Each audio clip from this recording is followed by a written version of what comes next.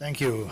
Thank you for also being here. First of all, I would like to thank you all, Mr. President, colleagues, ladies and gentlemen, for the Belgian anthem that you first so kindly stood up for. I was thinking I was missing something because tonight the Belgian Red Devils will play the qualifying game here in Brussels against Bosnia, and it will also start with the national anthem. So for a moment I thought, it's already evening, but no, it's here. Thank you for the national anthem. This being said, Mr. President, ladies and gentlemen, dear colleagues,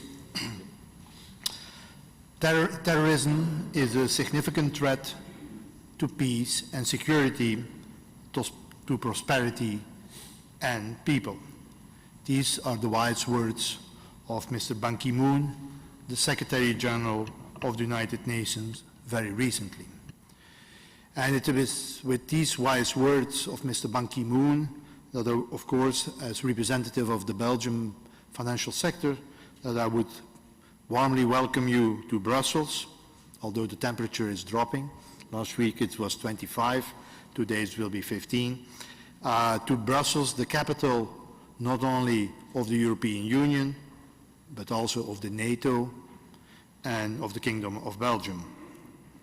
Brussels has become one of the most important capitals where international institutions, international federations, and diplomats constantly strive for balanced solutions and approaches to bring peace, security, and prosperity to people across borders within the European Union and also outside the European Union. I would like, before making some comments on the subject matter, to thank and to credit the Union of Arab Banks for this very important initiative to bring its members from the banking and financial communities together here in the heart of Europe with government officials to set up a dialogue on this, let's admit it, a complex issue related to also to terrorist financing, discussing prevention and assessing experience between experts and stakeholders and across regions and countries is indeed a crucial part of any strategy to combat effectively financial crime and terrorist financing in particular. Following the 9/11 attacks in the US in 2001, banks worldwide have increasingly been given a key role, or if you want, a duty, to fight against terrorist financing. This is very similar to the roles banks also have to assume in the fight against money laundering. Unfortunately, the past few years, the world has again been confronted with a new kind of terrorism in the form of the radical Islamic State in Iraq and the Levant, which seems to pose a real threat also for financial institutions and financial relationships. Taking advantage of the political instability in the Middle East, the ambition of this self-proclaimed Islamic State is to create a new state, a caliphate, and regardless and whatever its political ambitions, it has become notorious for its brutality, including mass killings, abductions, and beheadings. It is this particular brutality and disregard for other countries and people and their citizens and international conventions that is causing particular concern worldwide. The Financial Action Task Force has published in February this year a report on the financing methods of the Islamic State, and it explains in detail how the financing works and how it is fundamentally different in scale and nature compared to other more traditional forms of terrorism. The Financial Task Force is of the opinion that a way to choke off its IS funding is by frustrating its funding methods. And for the authorities, this also implies, of course, a role for financial institutions. I believe that today's agenda is offering a comprehensive overview of the various angles and that should be considered to approach this topic and I leave it really to the experts to expand on this. But, ladies and gentlemen, Mr. President, as a representative of the Belgian financial sector, if I may, I would like to submit to you all 3 considerations. First, when debating such strategies to fight terrorism financing, let's not forget the impact of the digital transformation in financial services.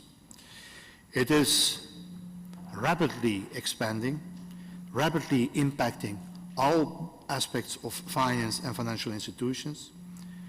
And as it is the case for banking, terrorism itself seems to be undergoing also a radical digital transformation. Islamic State already embraces YouTube and other social media, and therefore digitalization is also affecting terrorist financing. For instance, online robbery is already a fact. The 2004 Madrid bombings were partially already financed by means of mobile phone fraud, and the 2008 attacks in Mumbai were financed by a $2 million donation by a hacking gang in the Philippines. Mobile payments today make it possible to make payments almost instantaneously anywhere in the place to anywhere else in the world. Financial Task Force draws the attention to the importance of social media and also for crowdfunding campaigns. The European Banking Authority, based in London, recently warned against the risk of virtual currencies like Bitcoin and others, which may pose the facilitation of terrorism financing if they become a real alternative to the real currencies. And of course, also the basic infrastructures on which all banks rely are likely targets of future cyber attacks. And it's not only the banks, it's also the TV networks. We may recall that only last year, and this year, the French TV station TV5 was already the subject of an IS cyber attack and was fully overtaken for some moment. The second consideration I would like to submit respectfully to you is the one related to the notion of de-risking. De-risking is increasingly receiving a prominent place on the agenda of the banks and the authorities regulating banks and supervising banks. Financial institutions have increasingly felt the need for regulatory scrutiny on their anti-money laundering frameworks with high penalties and threats of individual prosecutions for non-compliance. This resulted in some banks no longer servicing a number of clients deemed high risk. But this phenomenon of de-risking may not make us blind for the criticism on de-risking. It can go too far. It can cut off certain persons and countries. And so it's also there, together with the authorities, a search of finding the right balance. Last, final consideration has to do with financial inclusion. In a remarkable report of 2013, the Financial Action Task Force warned that applying an overly cautious approach to safeguards against terrorist financing may have unintended consequences of excluding legitimate businesses and consumers from the financial system. This should, for all of us, also be a genuine concern. And the debate on how we reconcile risk management and access and remaining access to financial services could become even more intense sooner than expected, also in the context of the current refugee crisis. Ladies and gentlemen, Henry Ford once said, if everyone is moving forward together, then success will take care of itself. It's truly reassuring that the Union of Arab Banks is taking up its responsibility, and it can be counted upon as an ally for governments and policymakers, but also for the fellow financial institutions here in Europe and the US in the fight against terrorist financing and financial crime generally.